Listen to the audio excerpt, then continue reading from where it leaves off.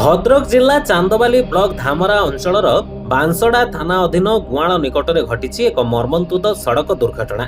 ଏହି ଦୁର୍ଘଟଣାରେ ଚାଲିଯାଇଛି 2 ଜଣଙ୍କର ଜୀବନ।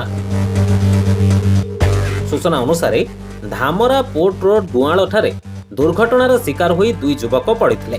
ସ୍ଥାନୀୟ କିଛି ଯୁବକଙ୍କ ନଜରରେ ଆସିବା ପରେ ଯୁବକମାନେ ଉଦ୍ଧାର କରିଥିଲେ। ସେହି ସମୟରେ ଧାମରା ଥାନା ଏବଂ ଧାମରା ସାମୁଦ୍ରିକ ଥାନା 2 ଥାନାର ଗାଡ଼ି ଯାଉଥିଲା। 2 ଥାନାର ପୋଲିସ କର୍ମଚାରୀ ସ୍ଥାନୀୟ ଯୁବକଙ୍କ ସହଯୋଗରେ ପୋଲିସ ଗାଡ଼ିରେ ଚାନ୍ଦବାଲି ମେଡିକାଲକୁ ସେମାନଙ୍କୁ ନେଇଥିଲେ। ସେଠାରେ ଡାକ୍ତର 2 ଜଣଙ୍କୁ ମୃତ ଘୋଷଣା କରିଛନ୍ତି। ତେବେ ଯୁବକ 2 ଜଣ ଚାନ୍ଦବାଲିରୁ ଦୋଷୀଙ୍କ ଅଭିମୁଖେ ଏକ ବାଇକ୍ ଯୋଗେ ଯାଉଥିବାର ସୂଚନା ରହିଛି।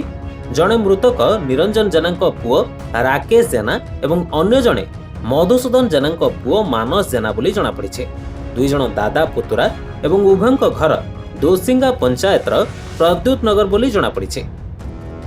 ତେବେ ଦୁର୍ଘଟଣା କେମିତି ଘଟିଛି ତାର କୌଣସି ସଠିକ ସୂଚନା ମିଳିପାରିନି। ଚାନ୍ଦବାଲିରୁ ବିପିନ ଦାସଙ୍କ ରିପୋର୍ଟ, ଲିଭ୍ ଲାଇଭ୍ ଓଡ଼ିଆ।